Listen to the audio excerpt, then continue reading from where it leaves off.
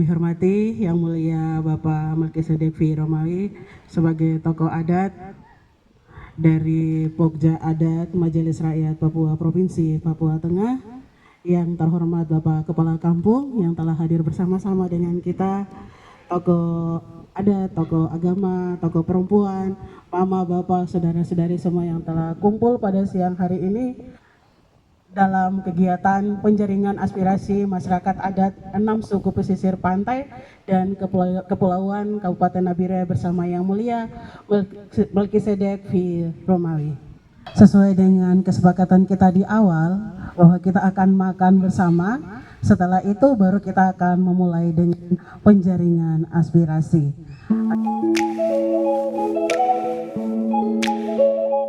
Selanjutnya kita akan mengikuti bersama penyampaian maksud dan tujuan dari penjaringan aspirasi masyarakat adat 6 suku pesisir, pantai dan kepulauan Kabupaten Nabire, Provinsi Papua Tengah oleh Bapak Melkisedek V. Romawi. Kepada Bapak dipersilakan untuk menyampaikan maksud dan tujuan. Baik, selamat siang. Shalom. Salam sejahtera bagi kita keluarga besar Kampung Makimi. MRP hadir itu untuk memberi perlindungan, proteksi terhadap orang asli Papua. Karena orang asli Papua itu punya harapan ada di MRP. Sehingga dengan kehadiran MRP tidak hanya sebagai lembaga yang hanya duduk-duduk, dengar-dengar saja di kota atau tidak proaktif sama sekali dalam semua kegiatan terhadap penjaringan aspirasi masyarakat. Oleh sebab itu, pada siang hari ini saya mewakili lembaga untuk turun langsung untuk mendengarkan langsung masukan-masukan, usulan-usulan, sarang pendapat lebih dari masyarakat adat, tokoh adat, ya, yang tadi saya sudah sebut. Pokoknya sampaikan saja hal-hal penting agar masukan-masukan ini kita akan bahas di tingkat MRP dan kita cek selama ini usulan-usulan yang sudah disampaikan itu sejauh mana perhatian MRP, DPRP dan pemerintah daerah, pemerintah pusat terhadap kebutuhan, keperluan orang asli Papua.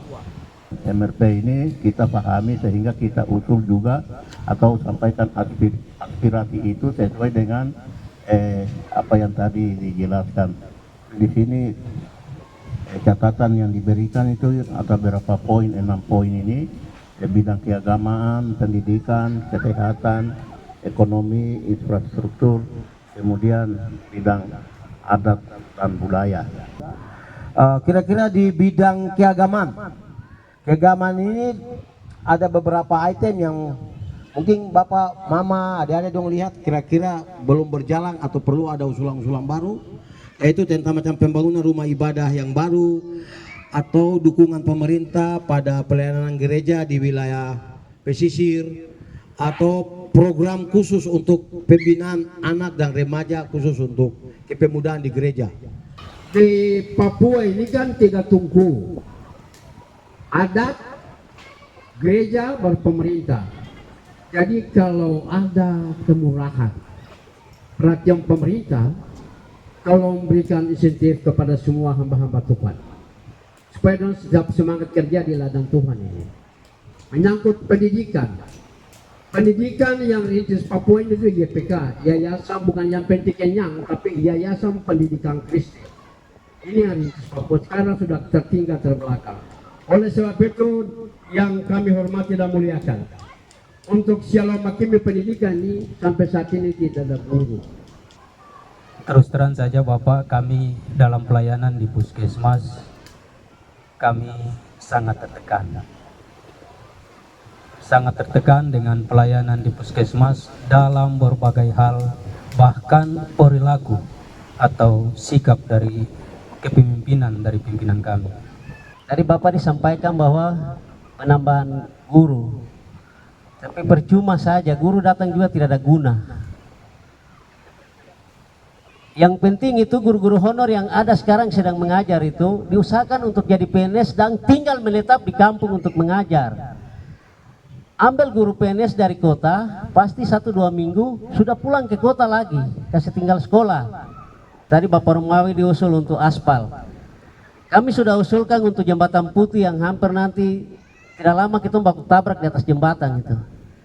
Usul lewat Musrembang dan DPR juga sudah datang periksa, tapi sampai saat ini belum ada realisasi. Jadi mohon untuk ditindaklanjuti sehingga di 2026 itu jalan ini juga bisa masuk untuk dapat SPK. Masa yang ke Bihewa yang tidak ada penduduk, yang orang tidak pernah pakai bisa ada SPK, orang kerja setiap tahun 2 kali. Baru ini yang orang lalu lalang yang seperti tadi Bapak Romawi sampaikan 3 distrik gunakan jalan ini tidak diperhatikan oleh pemerintah. Realisasi untuk kami yang kena dampak limbah ini kira-kira seperti apa? Terima kasih, itu saja waktu saya kembalikan. Menurut saya, Bapak tolong perhatikan Gedung Par. Kasihan kalau hujan anak-anak basah. Bicara tentang pendidikan SMP yang ada tengah itu, sering setiap pagi itu kami orang tua lihat itu anak-anak dong ke sana jam 7. Jam 7 dong pergi, jam 9 dong pulang. Ini tidak ada guru-guru. Kepala sekolah yang ada datang ke sini itu, dia sering datang 1 bulan kemudian baru dia datang. Jadi kami ini sangat susah. Jadi kami orang tua mohon itu kepala sekolah itu lebih kas pindah dia sudah dari kampung supaya datangkan yang baru lagi. Nama saya Alida Sayori, tinggal di Makimi.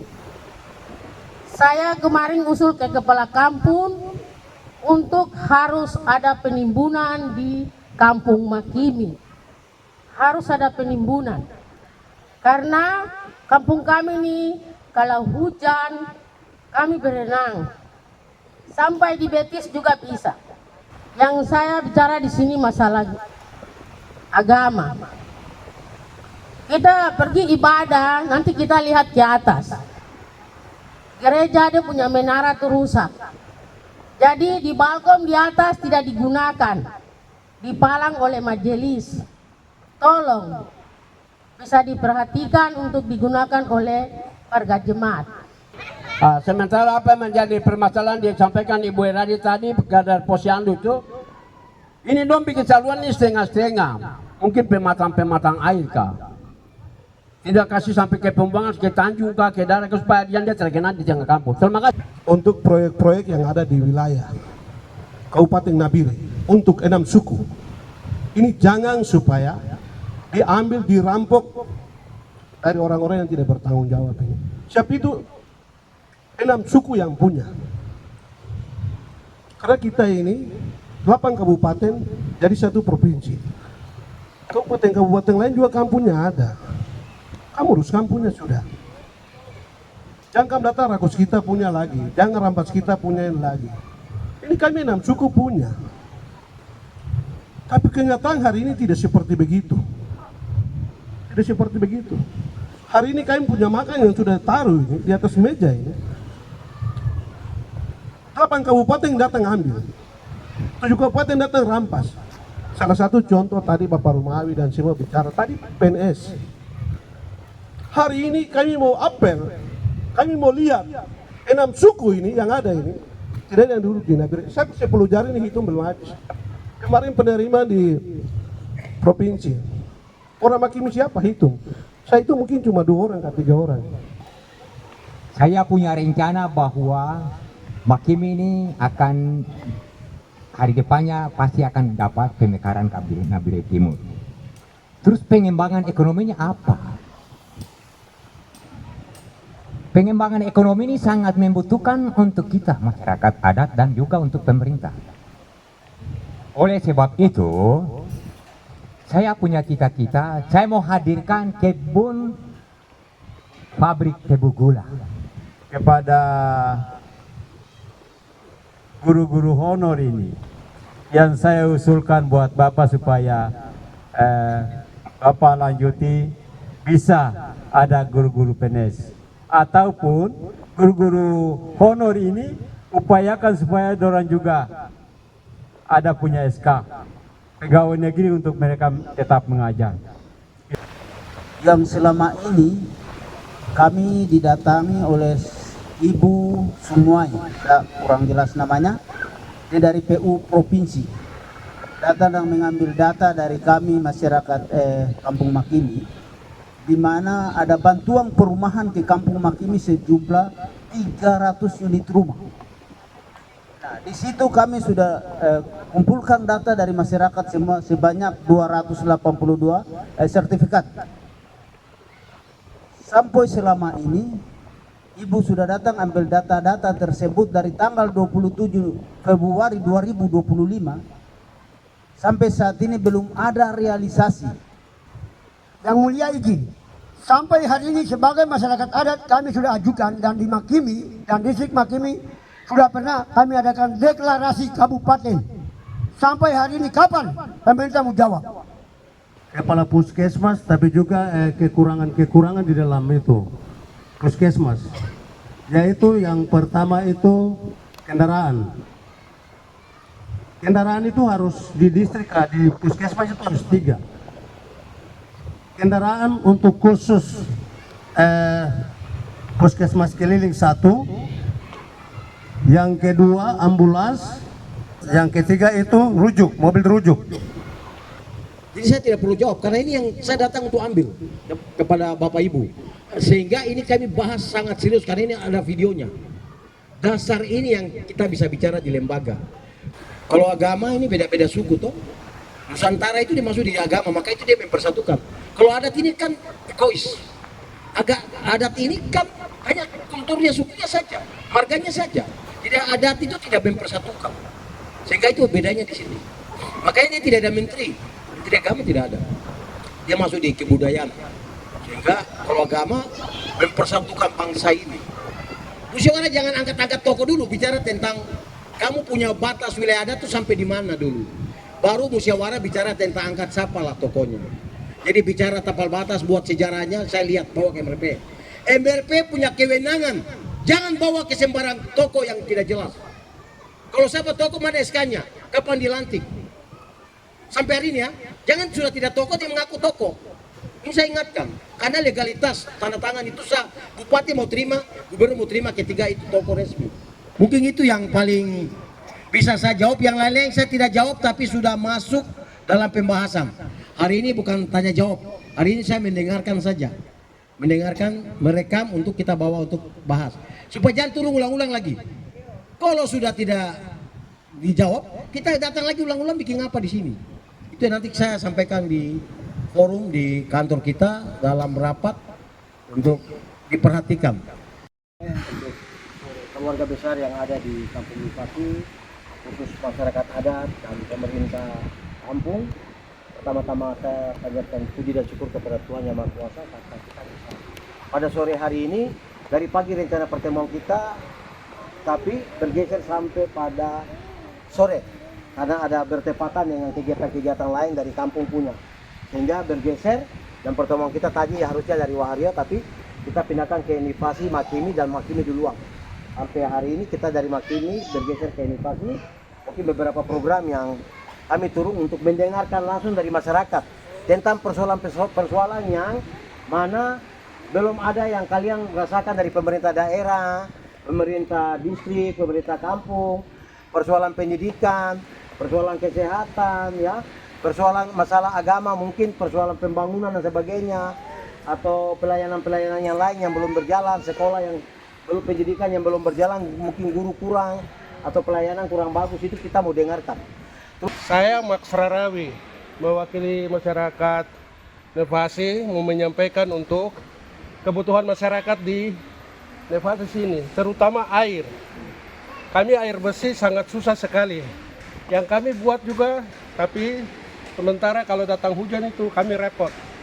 Jadi kami minta untuk Bapak Duram bisa buat kami air di, mungkin air yang sementara kami rencanakan di Air sana, sehingga air itu bisa sampai ke Kampung Nefasi.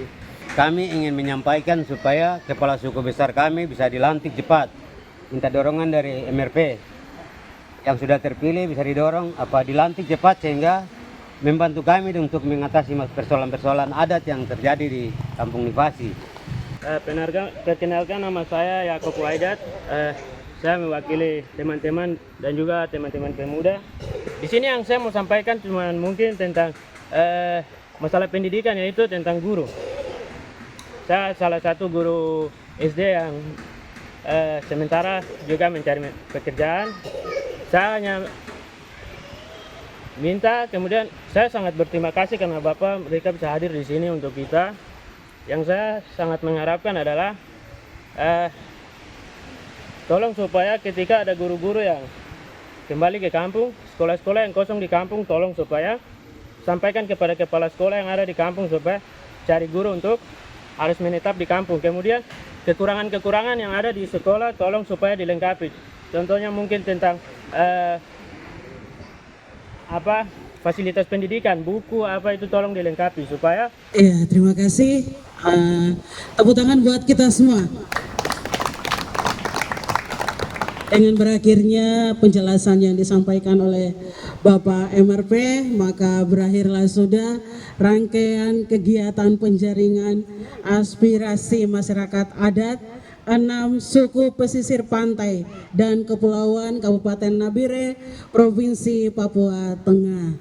Selanjutnya tidak mengurangi sukacita, kita akan foto bersama.